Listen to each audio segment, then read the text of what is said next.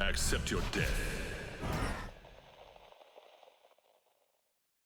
That was a very long weekend, but there is a lot to unpack, from everything from the actual tournament itself, which is like a highlight, but there's just so many highlights from this weekend. There's like, oh man, the amount of people that I met and things that I saw and all that type of stuff. I'm excited to get into it with you, Hatyrs. So I appreciate as always Nice. sitting down. Yeah, it's my pleasure. Thank you for always as having me here. And I guess before we get started, it's obviously the middle of the week. It's patch day and stuff. And we usually do podcasts on the weekend, but we missed last weekend because you were at EVO, which is what we're here to talk about, you know, while it's all fresh on your brain and stuff. So we'll return with the regular weekly podcast this weekend, I would guess. And that's when we'll go over, you know, we'll have had a few days with the patches and probably some deeper thoughts and insights and stuff. So we'll save most of that till then. Yeah, I think that's a good idea, because although I did get like some time to play over the weekend and whatnot, there's still a lot to flesh out, and I do have some initial thoughts I'd like to go over just from the actual notes themselves. We can do that at some point, but yeah, I think it's always fun to revisit those too, right? Because it's kind of like, yeah, I see it playing out this way, but then you really see it play out, and it's kind of like, oh, okay. Yeah, there's one big glaring thing that I want to go over that I'm hoping goes that way, but we'll get there. Get there when we get there. I have a lot to talk about this weekend. Where should we begin? Where should we begin, Hatyr? Well, let's actually. So I caught a little bit of your YouTube stream last night, and you had some sort of promise for people that you were going to bring up on the podcast. You're going to make them wait, or you just want to get it out up front so they can stop being mad about it? I was being a little clickbaity there, but I'm not going to be a little troll. Yeah, I'm not going to be one of those YouTubers that lets you watch an hour through to tell you. Okay. I could have weaved this in before, but I'm gonna front load it here. So I was talking to Tyler Lansdowne and Dizzy at the WB Games booth. And so most people know who Tyler Lansdowne is, right? The community manager. I'm using finger quotes or like whatever your opinions are, right?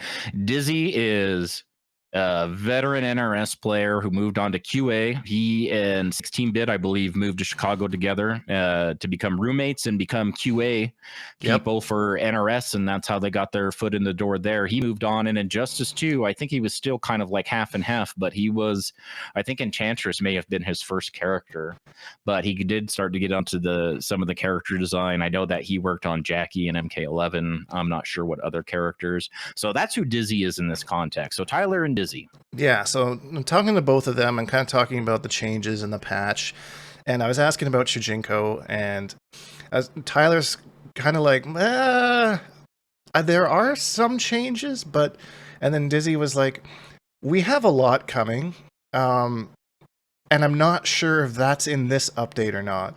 And then from talking to Tyler, he said, this is like the first of like a few waves of a big change that we're making for the game.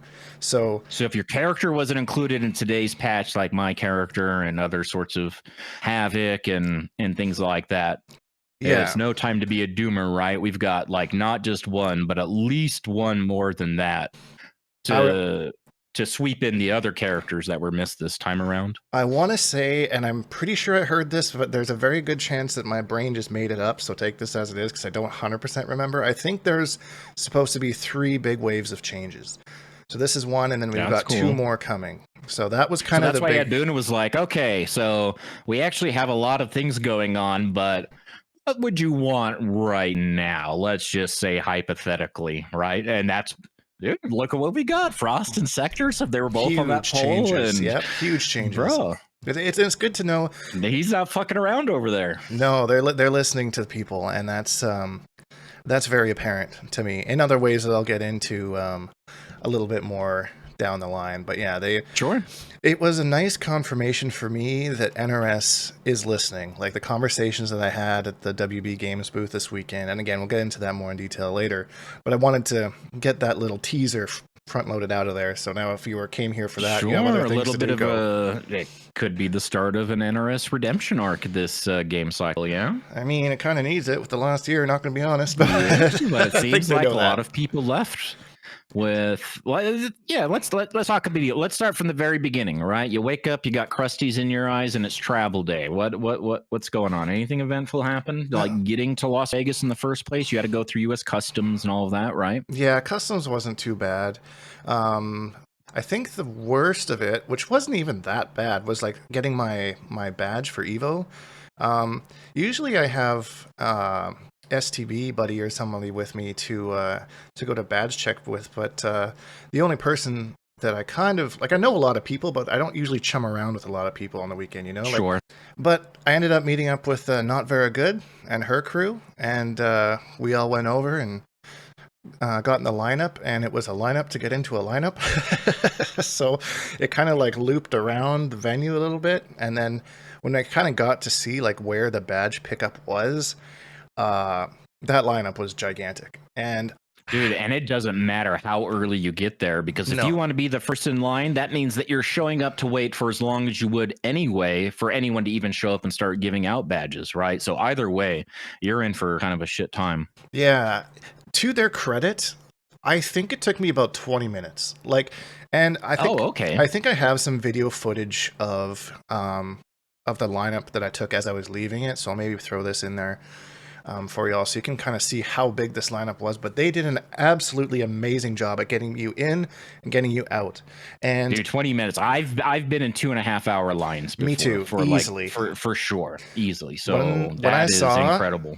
When I saw how big that lineup was, I was like, I mean, whatever. I got nothing else to do today, but I don't really want to stand in a lineup for like 2.5 hours, you know? And then I was just talking to Amperflex shows up just as we're leaving to go get our badges, and he goes to check in, and that lineup is huge, and it's not moving. and I guess he texts Vera. We had just got our badges, and he's like, okay, I finally just got to the front of the line to check in. I'm coming to get our badge. And we're like, oh, man, he's got us to stand in one lineup and then go and stand in another lineup. Like, that sucks.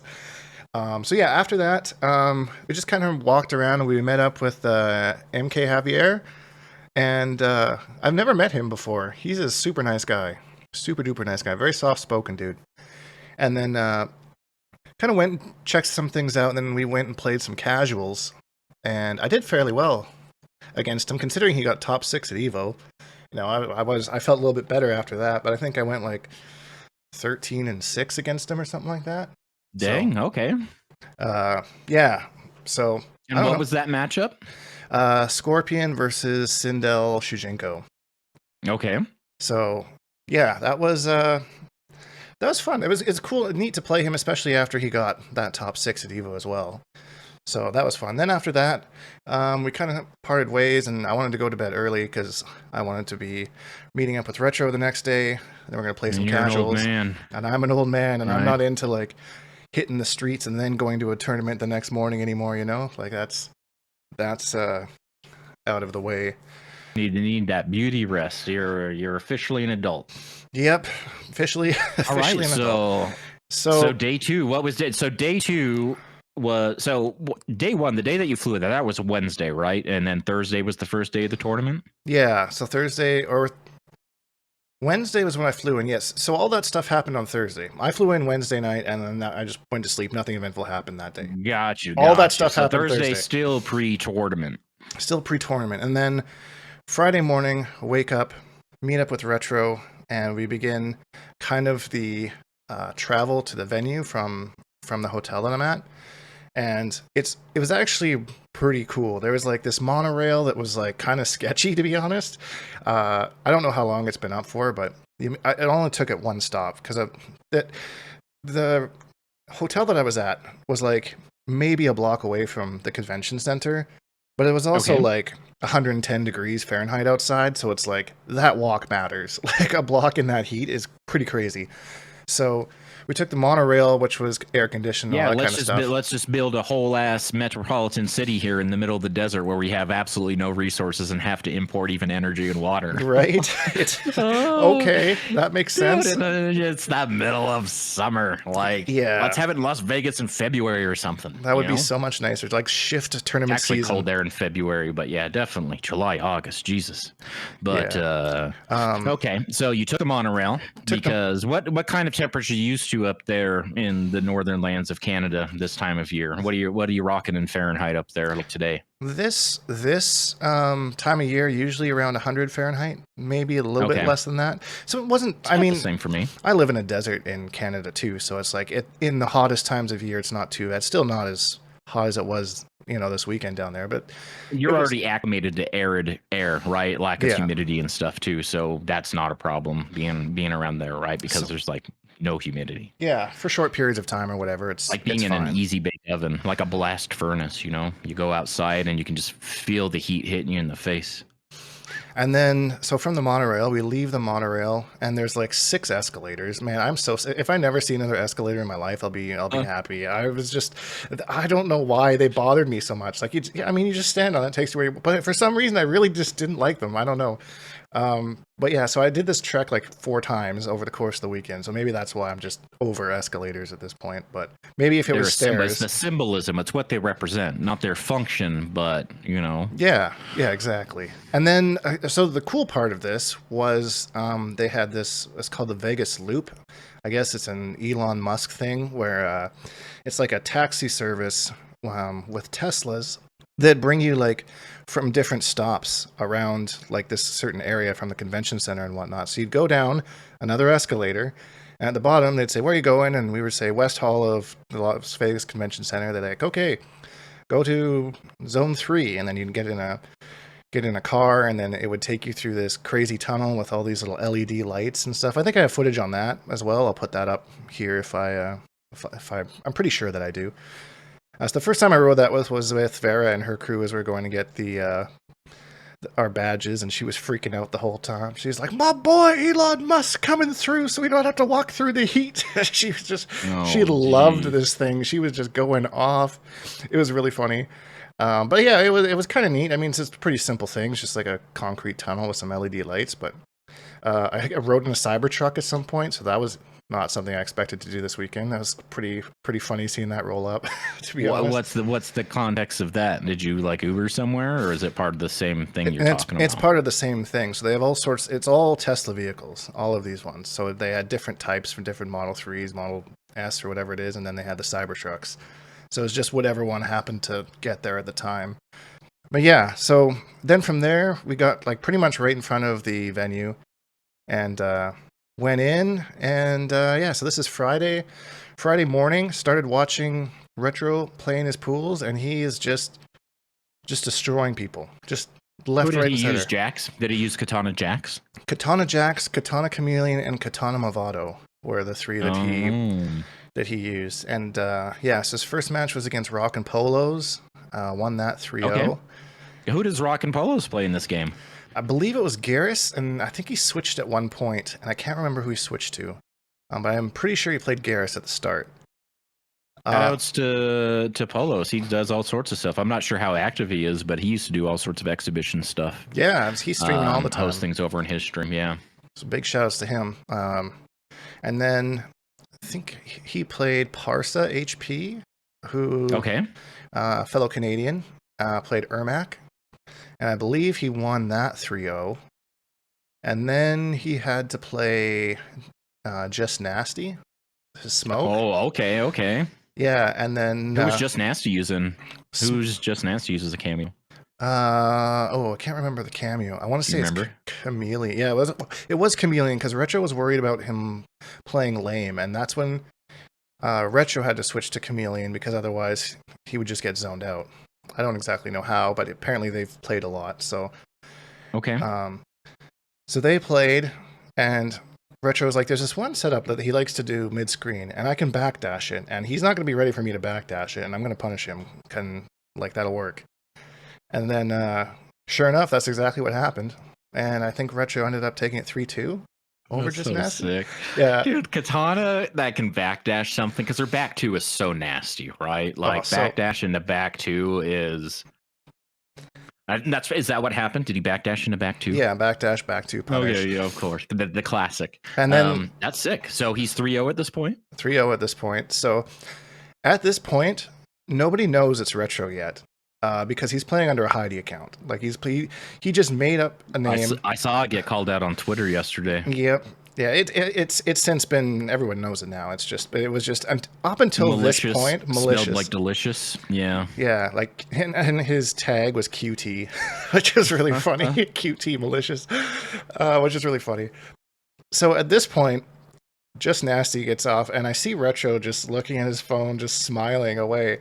And he's like, this group chat? Just Nasty's going off in this group chat about how this Katana player is doing all these things that only Retro knows how to do, and blah, blah, blah, blah. Dude, that's so funny. And he comes over, and he just stares at Retro for a minute. And I see Retro, like, kind of start to smile, and he's like, I fucking do it! I fucking do it! And a big hug or whatever, blah, blah, blah. And that's great. He's like, when you whiff punished my or backdashed my setup, and I was like, hey, he told me he was gonna do that. That's so funny. He's like, that's how I do it. I was like, that's Retro for sure. And then after that, you should have seen the crowds that came over to say hi to him. It was crazy. This Hollywood as fuck. This boy, like everyone just came over. Retro, oh my god, Retro. Blah, blah, blah. So Secret was out at that point. After that, I actually had to part ways with him because our pools were only an hour apart. So I actually missed his next set. And then I started my pool, and I'm kind of going to stagger who I played here, just because I don't want to out anybody. I don't really remember any tags or anything, but the first person I played in my pool, I was watching them, and they were playing a Johnny Cage as Ashra. The Ashra player ends up barely taking the set 3-2, like just barely. Like this is first round match, and like, you know, the popping off, friends are hugging and all that kind of stuff, and then they announce that we're playing next, so I sit down and I do my pad and put on the headset or whatever, and I'm like, is it okay if we do a button check? And they're like, yeah, that's fine. So I do a button check, and then you know better this time, right? I bet there was no hit and circle that time. I sat down and I did a thorough one every single time, and I was like, there's not a chance that's never happened to me again. We've been there. Yeah, we did that. So we do the button check, and then I turn to them and I say, good luck, and I go to give them a fist bump, and they start to fist bump me, and they're like, oh my god, you're Shujinkydink, and I'm like, oh fuck, here we go. Like,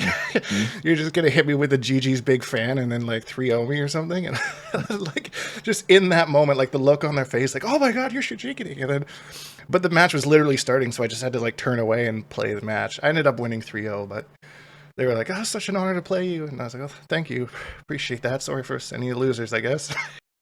Look at you swatting away compliments and stuff, right? A Hollywood dink out there. It was just because you were caught off guard, right? Like you weren't expecting any sort of interactions like that. No, they were like, I didn't really expect anything like that, and especially because we had gone through the whole process. I just didn't realize that they hadn't actually looked at me, which is kind of funny.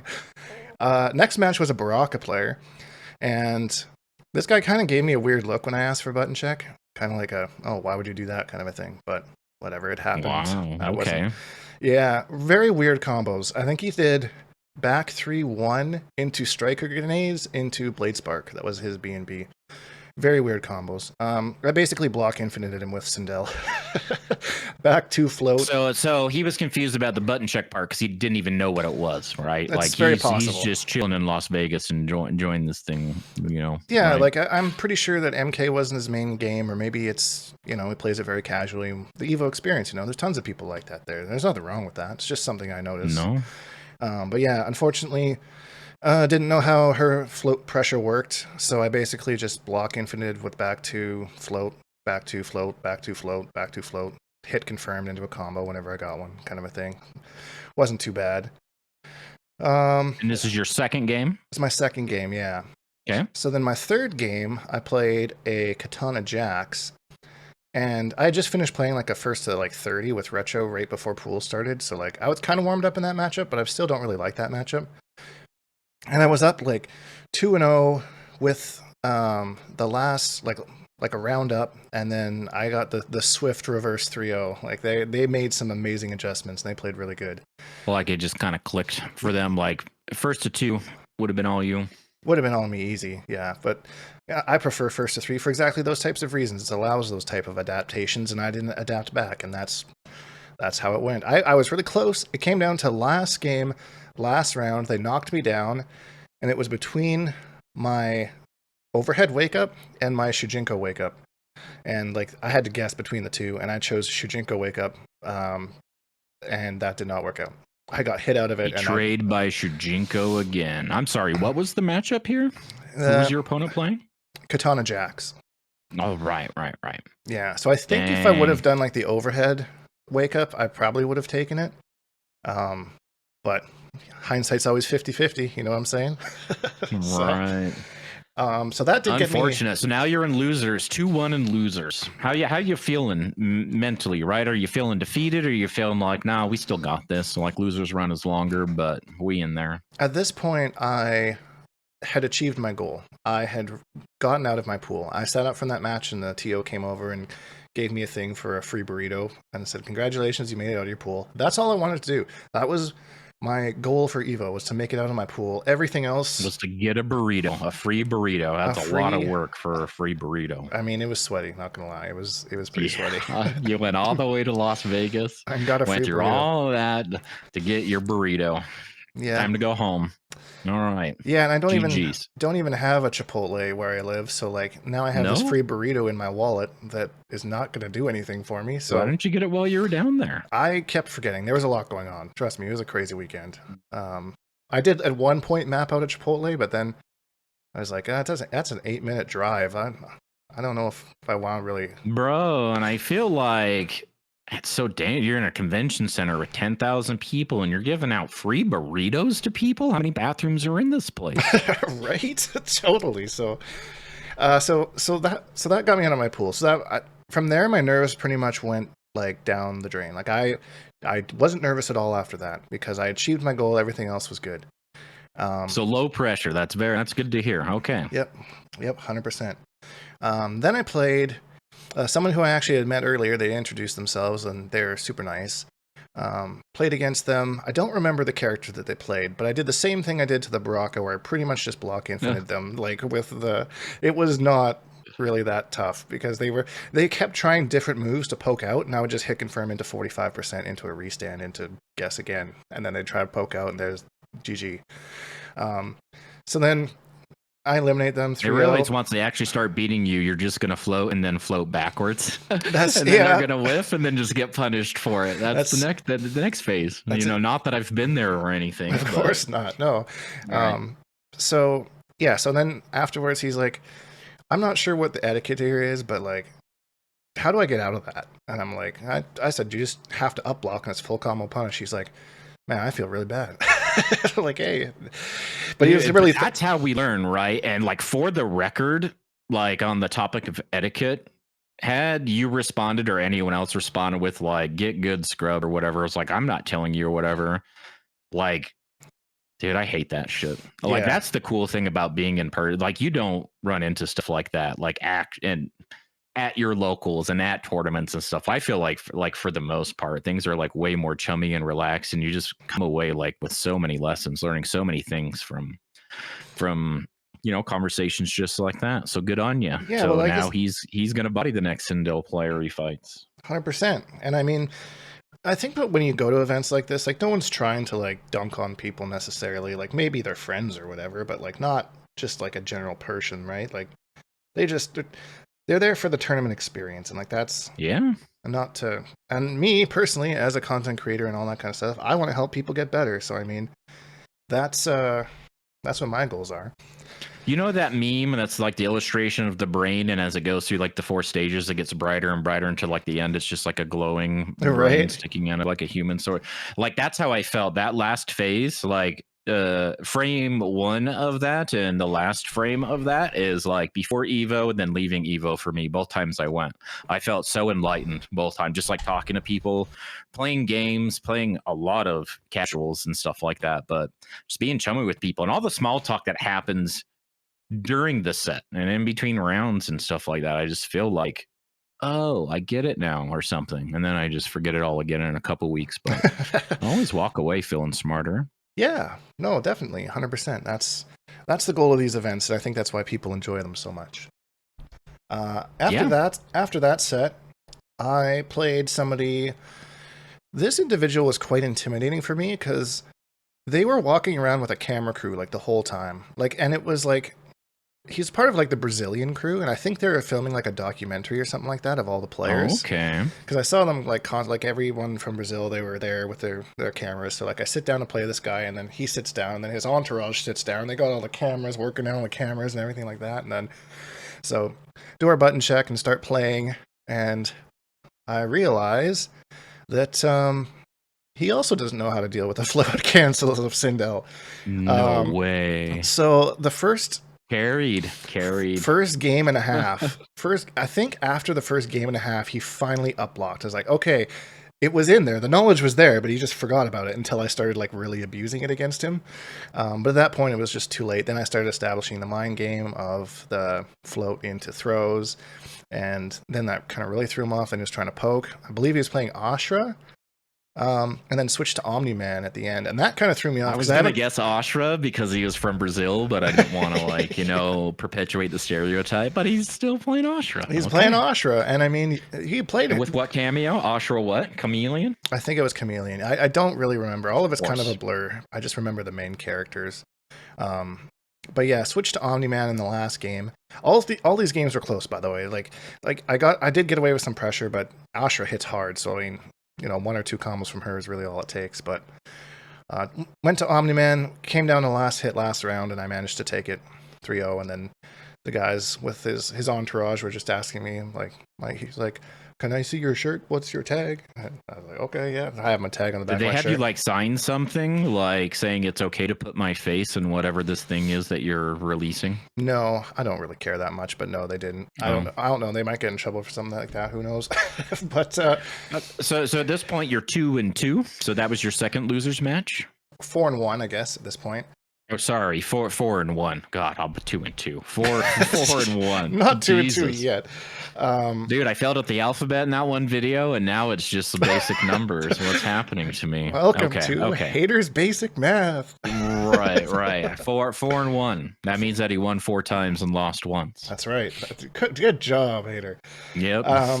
So the next guy, I sit down and he's like, "Yo, are you still playing Shang Tsung Shujinko?" And I'm like, "No, I haven't played that in a long time." He's like, "Yeah, that's probably good. You don't want to learn every combo in the game." I'm like, "No, not really, I guess." So that was like starting conversation, did our button check. This guy is into it. Like, he's got his headphones on. I can hear him singing through the game sound, to himself. Just, he's in the zone. Like, it's just this dude's awesome. He's playing Reiko Tremor. And this was a 6 set because I'm trying to do Shujinko steals the tick throw from Reiko, and I know what all the ticks are from Sindel. He was ducking every single tick throw. I have never seen somebody, because it's just a high, right? But because you have to do it off of the second hit of Sindel's forward 1-1, and there's 3 hits in that, it's kind of maniacal to me to duck the third hit and guess that the throw's coming, but I mean, it was working. So I mean, I can't really judge much. Do you think he knew the matchup, or do you think he was OSing? I think he was OSing, but because he knew the matchup. He knew to uplock her float pressure. He established that right away. One thing I didn't do was take advantage of that, because if he uplocks, I can cancel my float, use the Shujinko throw, and get 420 damage easily, just because you get that damage buff from the throw on the uplock, and that turns it into a full combo. Totally forgot about that. Wish I had remembered that. Hindsight's always 50-50. I wasn't throwing enough on the upblocks. I was kind of just committing to my floats a little bit more. So this is where I'm being outed, right? My float pressure isn't working as much as it once was. I start to do the shimmies. The shimmies kind of start to work. Ultimately, we get to the end of the match, and it's, again, kind of last hit, last round scenario, really, really close match. And just managed to zone me out and then chipped me out at the end with the enhanced shurikens. And then big sigh of relief from him. I was just like, man. I wasn't salty. I was like, man, what a good run. And he took off his headset. He's like, dude, I just played Smoke Shujinko this morning. And I was like, asked him how to get out of that grab. And he said, just duck it. It's a high. If I hadn't played him, you would have just wrecked me. And I was like, Nice. I feel great about that. Nice. I mean, we're like, because I know math, right? This is game number 6, so he's probably played 6 games as well. Yep. So that the odds of that happening definitely increase. But yeah, I mean, then them's the breaks. It is, and that's part of like the tournament, right? What, like, you're still learning along the way, and that totally saved his ass. Yeah, and I mean, congrats to him. He knew what to do. What another thing, if I had known that going in, which of course always you don't always know, he was just reacting to seeing Shujinko on screen. So I could have been doing the mid kick with Shujinko, and that would have hit him more times and had him starting respecting the grab. Yeah, because he's just, as soon as I see Shujinko, I just duck. So I mean, I could have just been doing the forward. I feel like that's the answer. Every time somebody's beating your cameo, I feel like that's always the answer. Like, how are you? I know you're not fuzzy blocking, you know, say like ice carpet, like every time off of these like sorts of things, or even like doing it raw, trying to catch somebody, even though it is like a little bit slower, right? But it's people saying they're reacting to them coming out on screen, like the startup of the move, right? The big ice cloud or whatever, or if him just reacting to Shujinko, right? Who knows what's coming? But I'm just going to infer that it's this situationally. Because if I did the Shujinko kick, I could do the kick into the Shuriken, and then that's a no, that knocks down. Either way, it's like 129 damage or something like that, just because they tried to duck, and that kind of reinforces the respect to kind of block, and that leads to more grabs. So I mean, this is just always like I say this all the time. A loss is only truly a loss if nothing is learned, and I definitely learned in that set. So I am not salty at all with that, not at all. So 4-2, I made with my last win over the Brazilian. I actually made it out of my second pool, so I lost in losers round 3. I was 1 win away from winning a free bag, though, so that kind of sucks. I kind of wanted that free bag, but it's all good. Aww. So what was the grouping? So you ended up in 65th place, right? Yes, out of 642 entrants, which made me very happy. So how did they do like pool round, like the first set of pools, second set of pools, third set of pools, and then here's top 48 or something? Is that when they started to actually give you the whole, you know, like top sort of thing, like pools are officially over and we're kind of like in the bigger bracket? I think there was enough entrants. Was it like 92 or something? There was like 4 rounds of pools, I think, before top 20. No, sorry, 5 rounds of pools before top 24. So I made it to losers top 24, and Retro made it to top 24, right? Retro did, yes. Retro. Okay, so your story is then this is the same day, right? So all of this happened the same day. Yep. This wasn't like you won your first pool, came back the next day. No, this is all pick up where you left off. Okay. And then, yeah. Well, hold on. Where I'm just looking through the set right now. So yeah, so Retro played against MK Javier and lost 3-0. Didn't really understand the matchup. He was saying that he wasn't really sure what to do. And Javier's like game plan is very, very basic. You know, down 3, spin, jacks, ground pound. Like that's literally it. It's not. He's super fundamentally strong, and I think that's, you know, obviously why he got to where he got to. But he's also highly, highly, highly optimal, right? When he touches you, it hurts. Like, yeah, 100%. It's maximum damage every time, like, no matter how small the combo is. Dude, it's those stray hits. Like, congratulations, most people, on your 50 damage off that stray hit. Congratulations to MK Javier and your close associates or whatever that just turned that into 400 damage or whatever instead. Yep, exactly. So, yeah. From there, kind of Retro knows exactly what he wanted to work on, and he just said, I didn't know the matchup. I didn't know what to do there. Went down to play MK Azerbaijan, who played Smoke. And okay. After watching Retro play Just Nasty, who has played with Retro lots, that matchup was pretty straightforward for Retro. Retro took that pretty easy 3-0. So that was, I think there was a character switch at the end that I want to say maybe Ashra, but I don't really remember. It was just I feel like getting your Smoke matchup XP from Just Nasty is like getting your Katana XP from Retro. 100%. Right? The caliber of play and kind of like can help you prepare and stuff. So yeah, that was like the resistance training was just nasty. So now it's like I use this metaphor all the time, right? But now you're actually doing push-ups without the sandbags on your back, and it's like way easier. Yeah. So made quick work of him, and then moved on to his next losers match. So this was a top 24 qualifying match, and he had to take on Gur. And they started on one setup, and this was happening a lot over the course of the weekend, or at least on the Friday, is that the Wi-Fi kept disconnecting from the consoles, so the latest hotfix wasn't adjusted, which was I saw that happen in top 6, the very first match. So that happened to Zeus and whoever, yeah. So that makes a big deal to Gur because he got that buff on the snap. So he's checking every single time to make sure that that's right, as he should be. So first they sit down, they check, they come to the conclusion they're not on Wi-Fi, so they move to a different setup. That setup's fine, they're good to go, and they play. There's big crowd. Server side games, what the hell, man? Yeah. We're all here and we're still relying on internet. We're all in the same room at the same time with physical hardware, and we still need an internet connection to play the current version of the game. That's pretty crazy, honestly. I'm not a fan. Awful. Like they did not think that through at all. And we've seen the other repercussions from like servers being offline, like sort of stuff, like you can't even get access to your DLC. I think they fixed that maybe. But they have all sorts of issues, right? So here we are again. They got all set up. They figured it out, moved to a different setup. People are crowding around because at this point, like, there's not too many games being played because they're starting to get to the end of the pools. So big crowd watching. Gur, I believe, takes the first match. I wouldn't say easily, but pretty close. And you can see the adjustment from Retro. I think that this point is when Retro switched to Katana Movado, I want to say.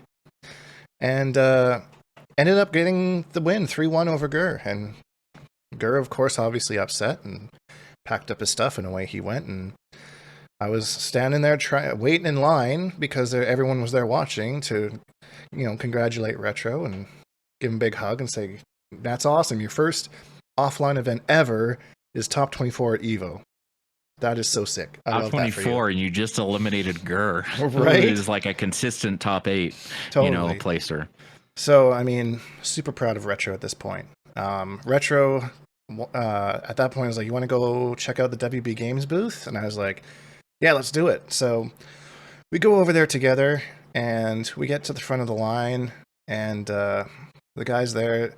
I think it's Thalion is his name, the other community manager.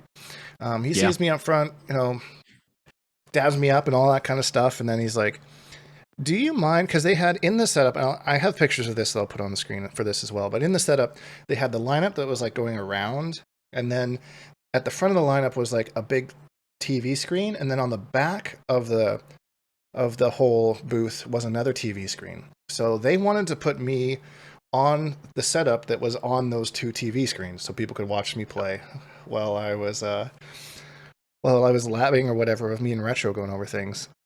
And you may recognize him from Sesame Street. The Count is here to show you the MK patch.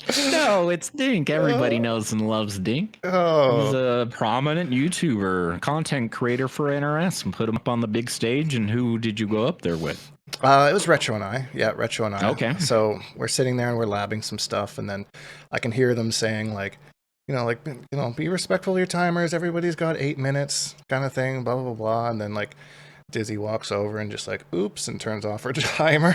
Like, damn. Because you did not respect the timer at all. Just turned it off. I'm just like, we don't need this. So we're sitting there and we're labbing, and I was going over Quan Chi's new portal kick, and I'm very, very lukewarm on it right now. So it's like at this point the patch is out. Most people have probably tried it. It's a full screen mid, which knocks down plus 15 on hit, minus 12 on block.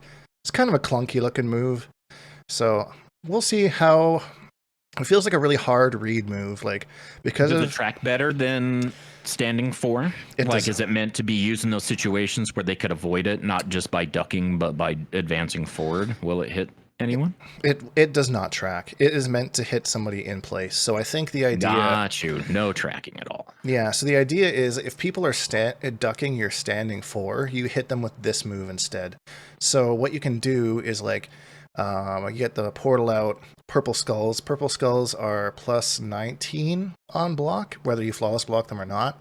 So then the guess is whether you do standing 4 or bone cage or this new portal kick move. If the portal kick move splats, you get to do whatever you want to do after that within 15 frames. You can put up little armor portal on them. You can try and put up the bone dome. I didn't find that to be too consistent, but we'll go into more detail on that this weekend. 15, right? 1-5 or 5-0? 1-5. 5-0 would be okay, crazy. So that's not enough time for a portal, is it? Aren't portals like Portal's over than that? Portal's the startup is 12 frames, but there's recovery on them. There's about 56 frames of recovery, so you can get it out. Okay. But someone might start to advance in on you. So that's kind of the trade-off. So I'll have to play around with it a little bit. I'm a little bit lukewarm on how that move works right now, but Retro was finding some disgusting mix-ups with Katana, like actually like gross, really gross stuff. I saw him labbing this morning. There'll be stuff to talk about on that down the way for sure. But yeah, it was cool just kind of hanging out and talking to people, and we played some games for a bit. And then Mustard showed up, and Retro's like, all right, I'm a little overwhelmed by the day. I'm going to go home. And so I was like, all right, yeah. And then me and Mustard sat down, and I played. Mustard was playing Takeda, and I was using a little bit of Sindel, a little bit of Quan, and just kind of playing some games. And Mustard was getting very frustrated. They couldn't find a combo ender. Like numerous times, like, I don't know how to end the combo. I don't know how to end these combos. He's playing Takeda, right? And then, so he asked Dizzy, like, how do I end combos? And he's like, well, you do, I think it was 2-1, 1+3 or something like that. That's one that people are doing. And then after that, Mustard started to kind of figure it out a little bit and be like, okay, here we go. I saw a couple Twitter clips, and he looked like he was doing some saucy stuff. Yeah, this was probably like, I think he had a little bit of time with Takeda, because he was doing like, he knew the strings and the buttons and stuff, but I think he was still figuring them out when I played him. We played for about an hour, I would say. And then, after that, I think I just went back to my hotel for the night. I don't think I did anything, because Top 24 started at 10 a.m., so I wanted to make sure that I was there for Retro. And so Retro's Ubering there. I'm on the monorail, and I get this message. I'm at the venue, and I forgot my pad. And I'm like, no, Retro. And it's like 15 minutes before the pool starts. Like, he's like, can I borrow yours? And I'm like, well, I mean, you can, but mine has a modded D-pad, which is probably different than what you're used to. That was the one where you put in the independent direction D-pad mod that we were talking about. That was like the first thing I did, but I don't think MK1 had even launched when I did that. But yeah, it was like $12 for the buttons, I think, and then I just had to figure out how to install them. But it's way better than the default D-pad, and I definitely recommend that if that's what you're using.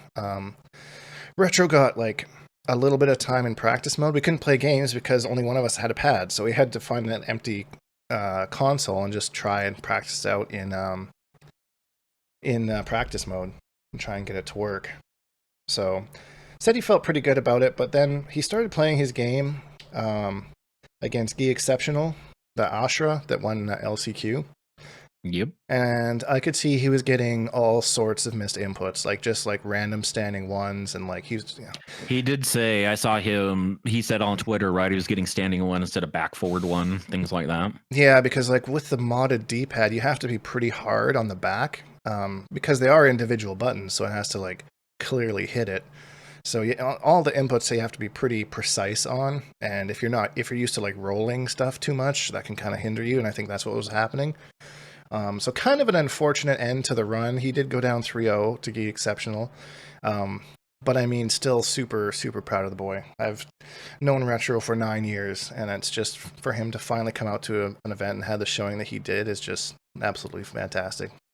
And there's no doubt, right? Like after that experience and kind of knowing like what to anticipate, making sure you don't forget your pad and things like that you learn along the way, like the Reiko player.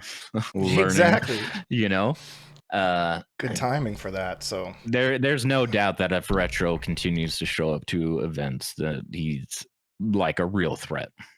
Oh, 100%. He's like definitely one of the top players, I think. Not like anybody can be the underdog in an upset, like a legitimate proven threat. Yeah. Right. Like what Dialog's been this season, right? people know who he is and stuff, but man, he has popped been off. dominating in the offline world. And dude, even Sonic, right? Just making Sonic's butt cheeks pucker. Like, what is going on? Oh my god, I'm getting Oh man, I was watching. I don't know if you could see it from the stream, but I was watching that match when they were playing on stream, and like as soon as Sonic won, like he went to go pick up the chair, like faked like throwing the chair. It was really funny. I saw Jabali do a post that they called like the Dilocolith, 1 Corinthians, like something, where like thou shalt not throw. Like he's like making light of it now, no matter how irritated he was before. I'm glad. So it's kind of reached like meme status. Totally. Not like you're a fucking criminal heathen FGC player that doesn't respect other people's property. Like that kind of perpetuated thing. I'm not talking about him specifically, that thing, but it's kind of a stigma, I feel like people have at these offline events. They kind of, shape the places get left in and stuff. I don't know if you saw pictures of that chair after the Street Fighter 6 arena cleared out. That had actual yellow liquid just kind of that was gross. Chilling on it. Yeah, that was gross. The downsides to offline events, I guess. I mean, I hope someone spilt their beer or energy drink or something, but someone probably like literally pissed their pants because they didn't want to get. They want to lose their spot. Like go wait in line or miss something or lose their spot. Yeah, it's really stupid that they sell out tickets, but then have it become first come first serve. Like sell the tickets for the arena and then stop selling tickets so everyone has a seat. Like, what's the point, dude? It's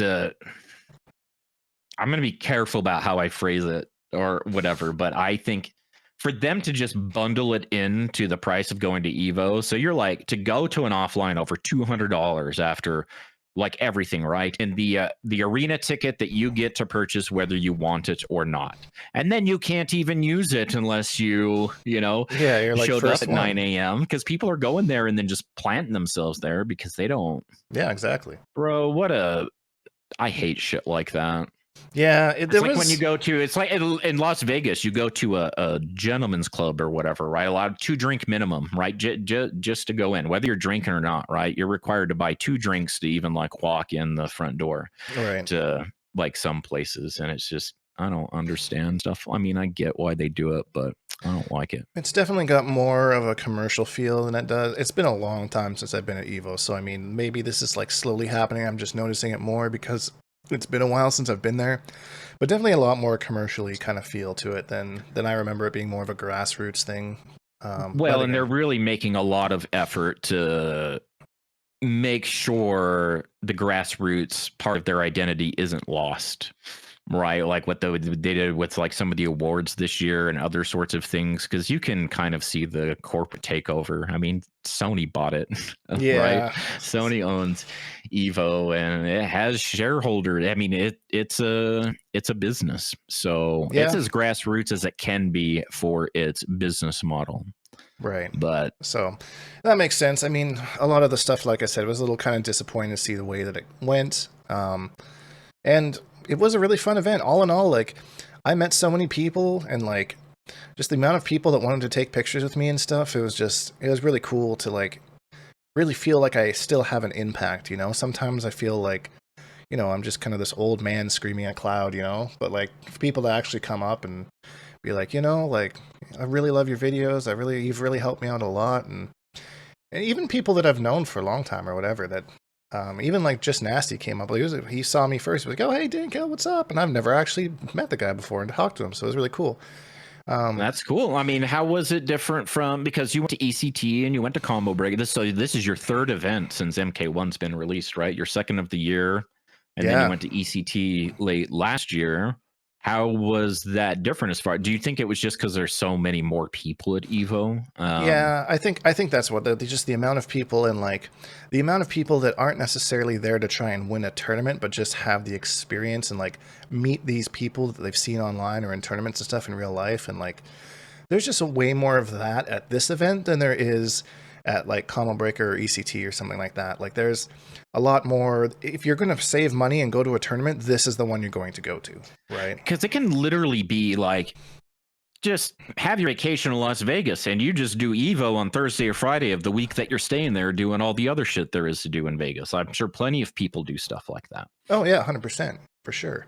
So I mean, I guess that's just kind of how I view it, and it was just super nice to see and meet so many people. I had a fantastic time. It's definitely a bit of a drain on my social battery. I'm kind of glad to be backing out of that at this point in time. You're glad you went. I'm so happy I went. I had a great time.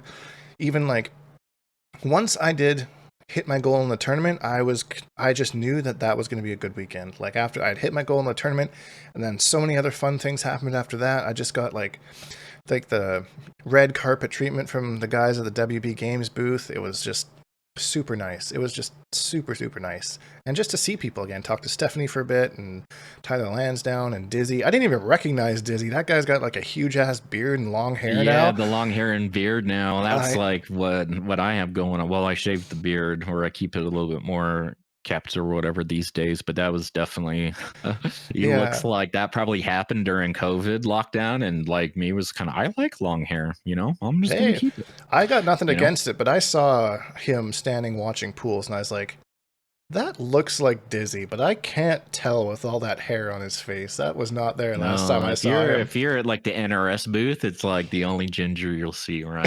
Is he blonde or is he gingery? He's strawberry-ish blonde. Strawberry. One of the things that I was kind of like, okay, I think that's Dizzy. He was wearing a shirt that said Staff on it and it had like the MK1 logo. So I was like, okay, that's got to be Dizzy, like totally. I love that Dizzy is in the position that he's in. As much as like we kind of talk about NRS and do they even know what they're doing, and the people that we know that like love fighting games are probably more like in QA and they're not making decisions, right? They're reporting bugs and whether they get fixed or not, or like whatever. But and I'm not saying this to tell you, I don't know who any of the other, designers or like what their background are, what kind of thought goes into this. But what we do know about Dizzy and his history as an MK player, and so like there's one thing for certain, he's also a stick player, right? Like he loves fighting games, and you can see in the kind of, because he worked, he was on the Ermac team on this game and stuff too, the kind of like thought that goes into the kind of like, the set play and,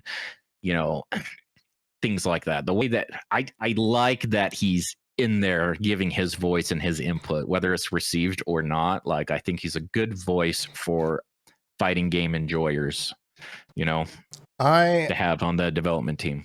I want to share a very, very compelling story about Dizzy that happened to me. It was a short conversation that we had, and he brought it up. I didn't even bring this up. We were just talking about balance and other things, and I think I had asked about Shujinko or something. He's like, I've been meaning to tell you, I saw your post about Shujinko taking double damage from the Homelander Fatal Blow. He's like, after we fixed that, by the way. I saw when you posted it. Notes. And I was like, no way. So like when I opened the notes this morning, I'm like, oh man, like did I make a difference? Like it just tells me that like they're listening. Like he pointed it out to me that, yep, I saw that happen. Don't worry, we fixed it. It was just like a super cool moment. And then I was asking him about... That's so funny. I was asking him about Quan Chi's EX down back 1 and about how like standing in a certain zone can make it like an overhead low. And Dizzy's like he's like, I don't want it to look like I'm gonna like purposely forget things. But can you just like DM me like a video of that just so I remember to look into it? And I was like, that's so cool that you were willing to do that. Yeah, 100%. I mean, I've known Dizzy since the MK9 days back when he was a competitor. So like, it's interesting just to see things grow like that. I know this America's Johnny Cage, they called him or whatever, right? I don't know. Something like that. Yeah, that's why he's got Johnny Cage has the Dizzy knee or whatever. I don't know if Dizzy knee. I don't know if it's still named that in the in MK1, but I know in MKX it was called the Dizzy knee. I think it also was before he worked for them. Yeah, right? Because his last major was Combo Breaker for the first MKX, and he won that whole major. That was the last time he competed, as far as I know, in anything like official. 16 did as well, and that was both of their last tournament because they were working for NRS. Yeah, it's or they got hired or whatever shortly. I don't know the timeline. I'm not trying to speak for them or whatever, but then it's the broad strokes. It's cool. I mean, just going out on top and then just being like, all right, I'm done. Not many people do that. They'll retire, come back like I did, and then, His wife is a wicked cosplayer, too. She was cosplaying the Melina, the new Melina. I saw that. Outfit. I didn't see any pictures. I saw pictures of the costume, like on the mannequin, as she was making them and sharing them on Twitter and stuff. But I didn't see any pictures from the event. Did it look sick? It looked really sick. Like it was very, very true to the It looked like official, like NRS made this kind of stuff. It was super cool. So yeah, that's I think that's really all that I wanted to go over. The last thing that happened to me was when I went to go check into my flight to come home. They're like, well, we kind of oversold this flight, so we got to put you on standby. And I'm like, really? Like, I booked this flight like 2 months ago. Like, I've heard of this happening before. I figured it was kind of a matter of time until it happened to me, kind of a thing. Yep. So, like, for 2 hours, I didn't even know. You're the lucky winner. Exactly, right? Right. So, yeah, 2 hours, I'm sitting there waiting for my name to be called to make sure that I get on this flight. And I'm like, what am I going to do if I don't? And then they finally, like, call my name and give me my seat. And then I was, like, instant, like, anxiety down. So I was like, okay. And then I get to my connecting flight because I had 2 flights. And I was like, this happened on my first one. Like, do I have to worry at all about this happening on this flight? And they're like, no, we're not even full. So, like, you're good. So I was like, sick. All right. And then I got home and, yeah, then unpacked my shit. And here I am next day sitting talking to you. So, what a weekend. Man, they oversell flights all the time. I wonder what the cap is on there, because there's plenty of people that just don't show up. They miss their flights, they miss connecting flights and stuff. Things and happen, so whatever. That's how they're trying to keep their bottom line, and try to keep the balance, whatever equilibrium is set there. And they ask for volunteers usually, right? But if no one volunteers, then hey, Shujinkydink, I love your YouTube channel. Get the fuck out of my airport, Right. Go get yourself a free Chipotle burrito while you wait. Yeah, that's really, man, what am I going to do? I wonder if this thing expires. I got to look and see if it's got an expiry date on it. Maybe you wait. Should mail it to your good friend Hatyr. I got plenty of Chipotles around me. There you go. There you go. Show up with a free entree. I'm surprised they didn't have, maybe they did and I just missed it, but I didn't see like a Chipotle. I figured they would have had a Chipotle thing there because the whole thing was presented by Chipotle. I thought they would have had a little booth or something, but maybe not. I'm sure they had. Well, you said that it was like an 8-minute drive to the closest one? Yeah, at least from what I had mapped out. I didn't spend too much time mapping it, to be honest. I just saw that one and was like, oh yeah, that looked like the closest one when I just Google mapped Chipotle. So it's good. It's like Chipotle's like what do they call those restaurants? They're not sit down restaurants, but it's also not like fast food like McDonald's or Wendy's or whatever. But it's it's like a Cafe Rio or a Costa Verde and other sorts of place where you go through like the assembly line, they ask you what you want, they make it in front of you, sort of thing.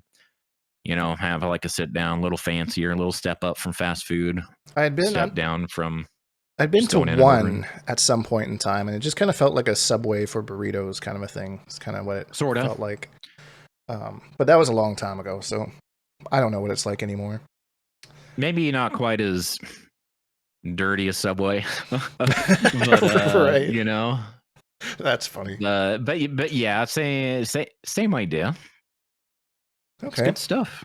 I mean, if you like Mexican food, it's good stuff. I do indeed. American versions of Mexican food.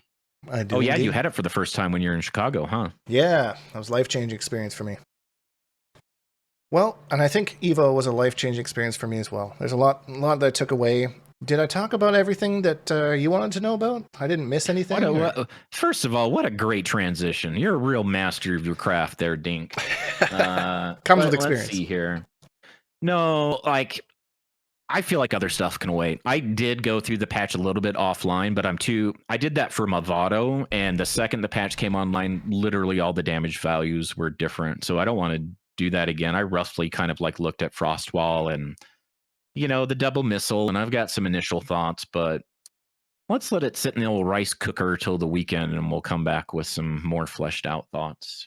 Yeah, just as a last kind of thought here on the patch, the things that I'm interested that I'm going to explore is obviously that Quan kick, Quan Motaro, because I think Motaro now has basically a Cetrion's version of his teleport where you can go very far and he just puts Quan full screen, which is actually insane. 850 health kind of sucks, but does it matter if you're never going to get hit? That kind of a thing. Exactly, and it's ambush, and that's something that's really lacking in your just overall game plan because you use Shujinko, right? It really is a quality of life increase. I feel like a lot of the roadblocks and frustrations you feel will be alleviated by just using a cameo that has an ambush that can give you at least something. Being able to do 2 things at the same time because one of those things is an ambush is invaluable in this game. Absolutely invaluable. And that's what makes me so excited about the Frostwall. So we'll see. That's another one that I'm going to be trying out, because in my theory, at first I thought like I could put it up like to block people and like zone them from the other side of it, but you can't do that. It always puts them behind them. No, but you want Janet if you want something like that. In that scenario, it's like the opposite though, of Janet Cage. Yeah, kind of. So it keeps it close. So like I can do like a Quan Chi combo, end it with the Frost Wall. If I have my enhanced portal, my armor portal up, then I get my corner pressure that I usually would have in the corner, armored mix-ups or whatever, but I get that mid-screen. So that's just a theory crafting thing. Yeah, one thing I noticed off the bat, and again, it's all offline. I don't know what the property is going to be like or frame data or any of that stuff. I did notice that if I try to set it up like Oki and then just like went into a throw, the wall breaks immediately. Right. Otherwise, it'll stay in place for a corner combo. Then I was like, maybe I could side switch real quick. Let's just throw up a wall. I'm going to do a ball roll just to switch sides and see if I can do my bigger combo I get if I hit you while my back is to the corner, you know, and side switch, and I get an extra like jump kick and standing four and stuff. But the wall doesn't have enough time for anything like that, which is unfortunate. I was also hoping the orb could kind of pressure people into the wall, but Frost is out summoning the wall for too long. You can't get an orb out either. Well, maybe there's a setup in there somewhere. That's why I want to wait a few days before we get into it. Yeah, we'll go into it. That's basically the only real big things that I'm excited about in the patch. And I'll put the patch notes in the description for anyone that hasn't seen them out there yet. But I think going forward, I'm going to have Quan and whatever I think the best cameo with Quan is, and then my Shujinko team will be Shujinko Sindel. And I think between those two, I can cover every matchup in the game to where I'm comfortable in a competitive setting. It really sucks that you can't do that in Combat League, that you have to commit to one or the other, but it is what it is. You need to practice your bad matchups anyways in case you get counterpicked. So that's a good compromise, I feel like. You know, keeps your Shujinko around, but like really synergize with Shi, who can take the most advantage of him, and then you give yourself that quality of life increase we were just talking about. Yeah, like I think Quan is definitely what I want to be my quote-unquote main character, because he plays the way that I want to play, which is like a zoning heavy game. But I can't be Shujinkydink and not play Shujinko, you know, and I want to give him the best chance too, since right now Sindel's it. So I will continue on with that, doing my float cancel shenanigans and my 460 damage into a restand into float cancel shenanigans, and then disgusting. Then just zone on this, you know, zone when I can and use her when I can't. So you Shujinko players, I know we're a sick breed, special breed. But that being said, I'm going to call it here. Check out Hatyrs' YouTube channel. He's been uploading a little bit more lately. Did a good video on cameos. I'll put that in description. Thanks for the content, Hatyr. You're very detailed in what you do. Well, thanks. And yeah, that's going to be it. As always, if you enjoyed this video, please leave a like, because it really helps me out, and subscribe if you haven't, because I make new videos almost every single day. Hashtag Bonehawks, all that stuff, and we'll see all you Bonehawks in the next video.